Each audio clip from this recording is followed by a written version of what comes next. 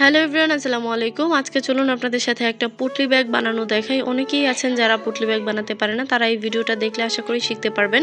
এটা কোনো tutorial video না, A to Z সম্পূর্ণ দেখানো হয় নাই। কাটিং ভিডিও দিতে ভুলে গিয়েছি। এটা জাস্ট আমি সেলাই করেছি, সেখান থেকে আপনারা ধারণা নিতে পারবেন। আশা করি যারা সেলাই কাজ পারেন তারা অবশ্যই ভিডিওটা দেখে পুটলি ব্যাগ বানাতে পারবেন। এখানে আমি একটা কাপড়কে 4 ভাঁজ করে 8 ইঞ্চি পরিমাণে রাউন্ড করে পুরোটা 8 ইঞ্চি রাউন্ড শেপ করে কেটে নিয়েছি। এবং এটার সাথে একটা আস্তরের কাপড় কেটে নিয়েছি 8 ইঞ্চি রাউন্ড শেপ করে। পরবর্তীতে আরও 2টা কাপড় একসাথে নিয়ে 6 ইঞ্চি রাউন্ড শেপ করে আমি রাউন্ড করে কেটে নিয়েছি। তো এবার এগুলোকে সেলাই করে সুন্দর করে উল্টিয়ে ভাঁজ করে নিব। এবার 1.5 ইঞ্চি রাউন্ড শেপ করে বক্রম কেটে নিব আমরা। এবার বক্রমের নিচে 6 ইঞ্চি রাউন্ড শেপ করে যে কাপড়টা কেটেছিলাম সেটা রাখবো, তার উপরে বড় কাপড়টা রাখবো। এবার বক্রমের সাথে 6 ইঞ্চি রাউন্ড শেপের কাপড়টা সেলাই করে নিব। এবার বক্রম যেন দেখা না যায় সেভাবে কাপড়টাকে উল্টিয়ে সেলাই করে নিতে হবে, পুরোটাতে সেলাই করে নিব।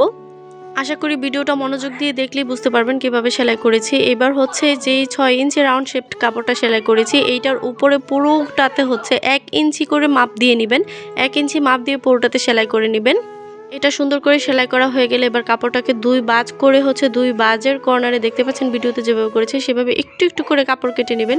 উপরের কাপড়টাই শুধু কাটবেন, নিচেরটা কাটবেন না।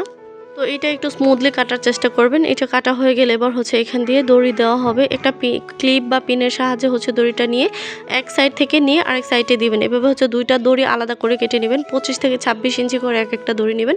তো এই তো দেখতে পাচ্ছেন কিভাবে হয়ে গেল পুটলি ব্যাগ। এবার ডরিতে টার্সেল লাগিয়ে নেবেন। সুন্দর করে টার্সেল লাগাবেন। টার্সেল লাগালে অনেক বেশি সুন্দর দেখা যায়। টার্সেল লাগানোর পরে ব্যাগে একটা হ্যান্ডেল বানিয়ে নেবেন পুঁথি দিয়ে। তো এই তো আমাদের ব্যাগটা অনেক বেশি সুন্দর হয়ে গেছে। আপনারাও চাইলে এরকম ব্যাগ বানাতে পারবেন।